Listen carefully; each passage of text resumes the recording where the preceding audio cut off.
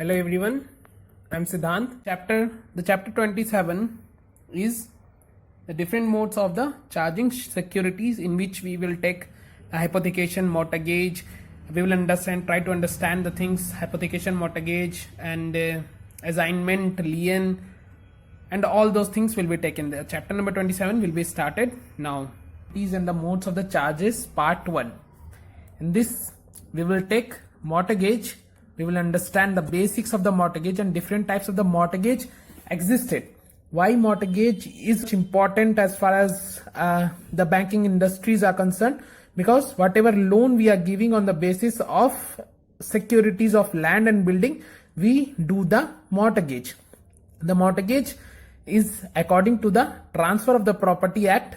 All the mortgage rules and the regulations are related to the Transfer of the Property Act of 1882. Yes. Next, we will see first understand how and why the mortgage is important. We will see the basics first, then we will move into the chapter. Okay. Let's say one borrower came to the bank for the loan. This borrower has one building as its properties.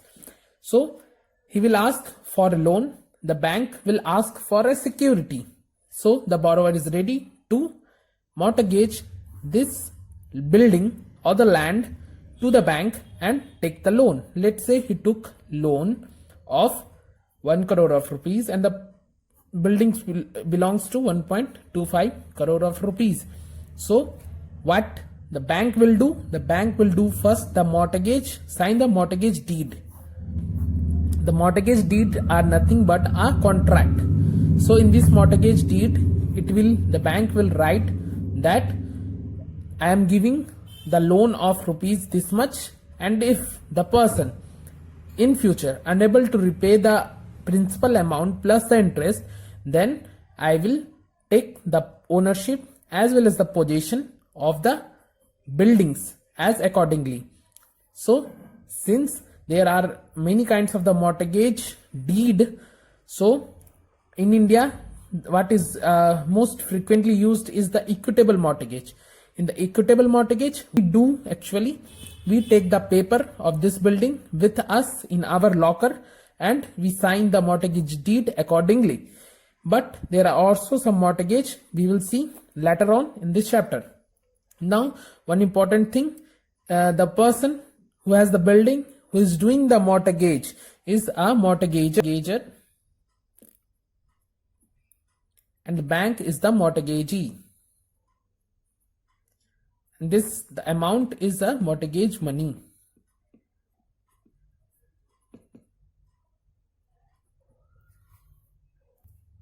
And yes, when we sign the mortgage deed, what we are doing, we are creating an interest in the property. Creating an interest is nothing but right of sale. Whenever the word interest comes, let's say we are covering the securities because we are creating an interest in the property. So we are creating an interest means we are creating a right of sale to the property, to the person. Now one important thing is the accession to the mortgage property. What is accession means? Accession means simply addition.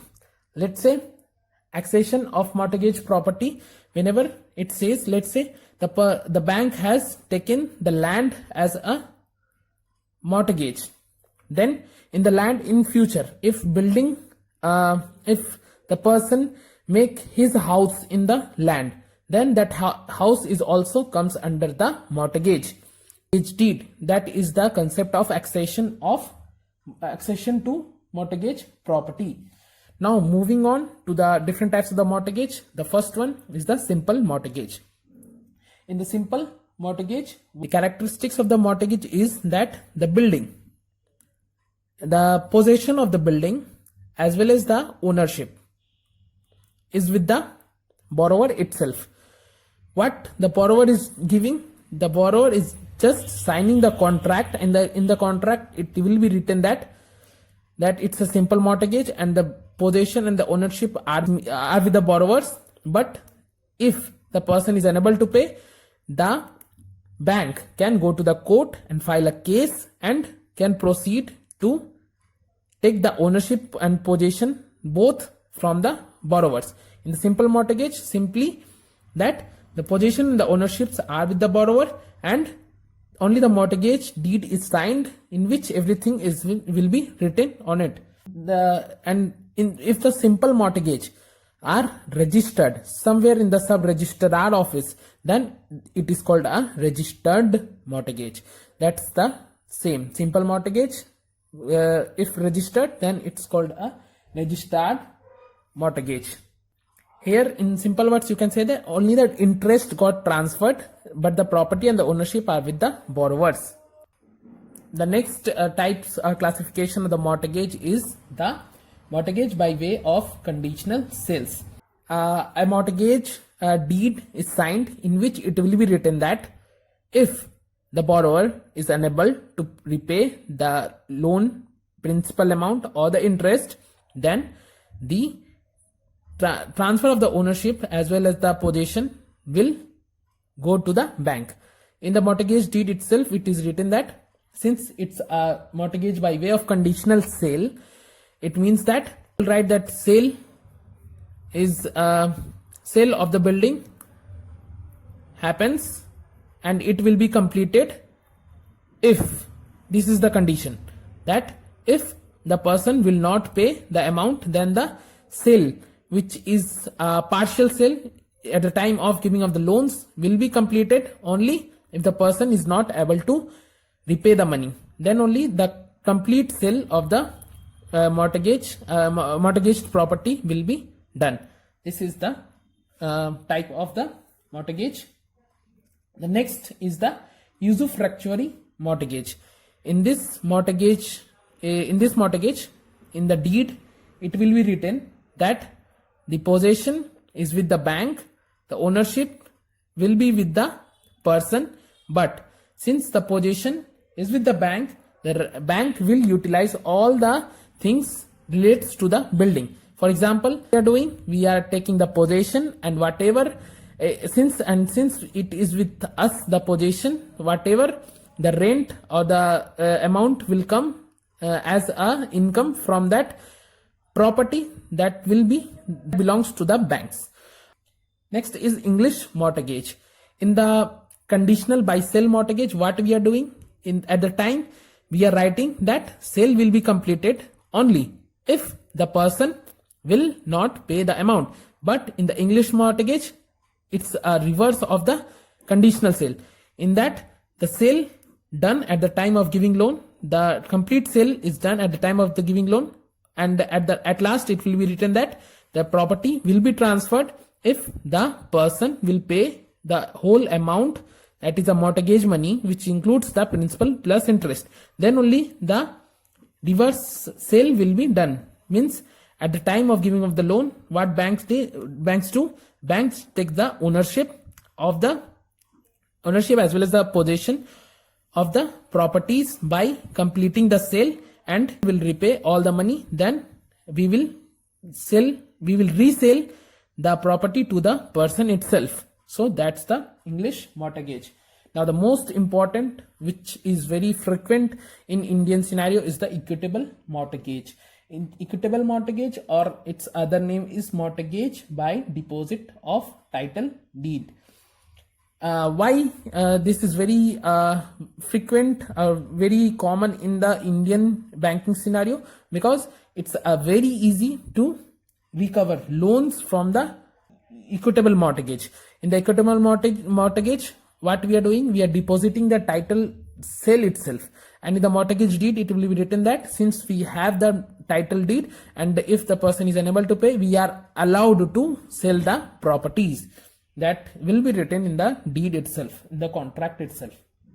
Now the next is anomalous mortgage. Since all this mortgage we have learnt, there are also some customized mortgage. Customized means what let's say some conditions are put forwarded by the borrowers and some conditions are put forwarded by the bank. So combinedly they mutually they agreed on some common points, and they create a separate mortgage deed, and all those conditions will be mentioned in the mortgage deed. That is called a anomalous mortgage. Now the most important rights that we are getting through the mortgage or by creating any security is the right to foreclosure or the right to sell. In the right to foreclosure, what we are doing, let's say in the mortgage deed, itself, there will be no mention about selling of the property.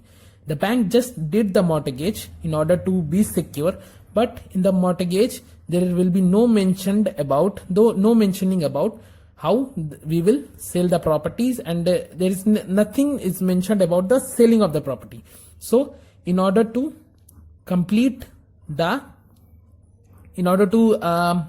sell, if the banks want to sell the property and recover the loan, if the person cannot pay the amount because of any reasons, then how the sale can be proceeds? The bank has to from the court, has to go to the court in order to recover them or sell the properties, when in the mortgage deed nothing is written about the selling of the property. And if in the mortgage deed the selling about something is written about selling of the property, then the bank did not go to any court. The bank can proceed with the what is written in the mortgage deed. The bank can proceed with the itself.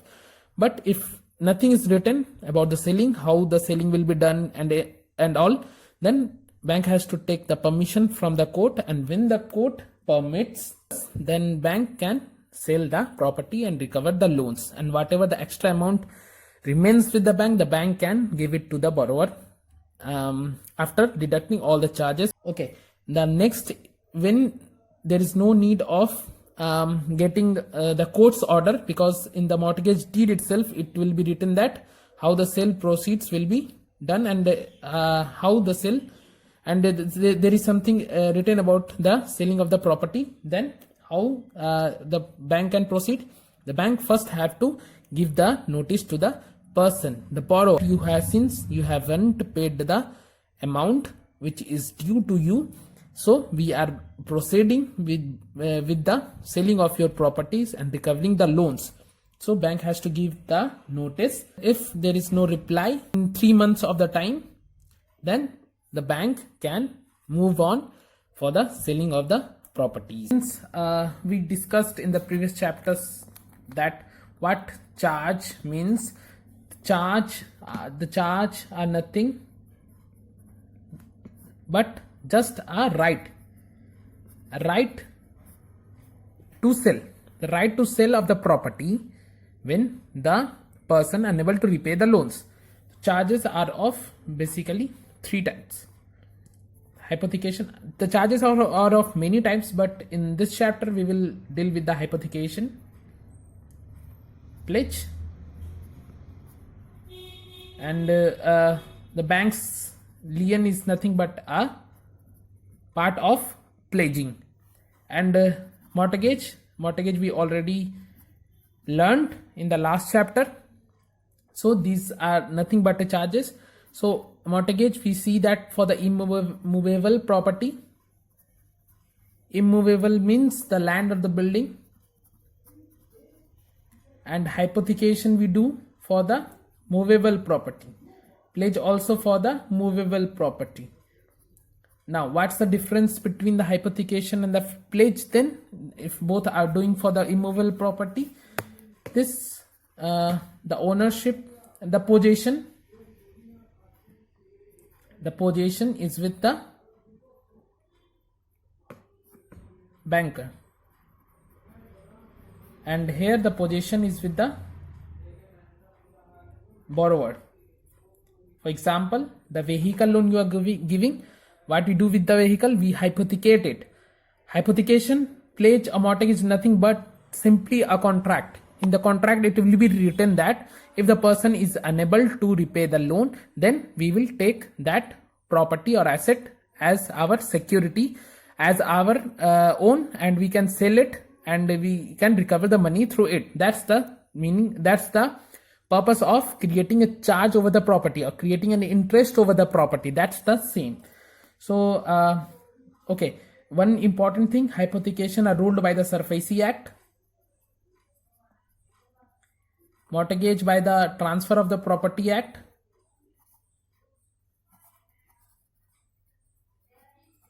and the pledge by the Indian Contract Act. Okay, now when we do the pledge, the selling of the properties becomes very easy. Why is it so? Because the possession is with the banker, and the banker at any time, whenever it feels, they can sell if the person unable to repay. Since the person unable to repay, it means the person has breached the contract, and since the person has breached the contract, so we can fulfill whatever is written in the contract. We can do that. Simple. Now this pledge, the person who does the pledge, that is the borrower who is signing the pledge document, is a pledger, and the bank is the pledgee. Similarly, the hypothecator is the borrower, hypothecatee is the banker. Similarly, the mortgager, the borrower, and the mortgagee, the bankers. Okay, next, yes, the pledge is also called the pounder or the pawnee. We can say a pledger or pledgee, or the pounder or the pawnee. The pounder is the borrower, pawnee is the banker. Okay, one important thing, when the bank can, in the banker's lien, when the bank can enjoy that possession or selling of the things that is liened by the bank. It's only when there is a case of debtor and creditor. If by mistake some person has left his goods, let's say shares or anything, fixed deposit in the bank has no right over it. The bank has to give it back to the person. But if the person is signing the pledge contract and he has taken loan and he has given you something to pledge, and if he doesn't repay, then you can sell the property and retrieve the money that you have given as a loan by selling the properties. Okay, practice it will very much help you. Okay, thank you.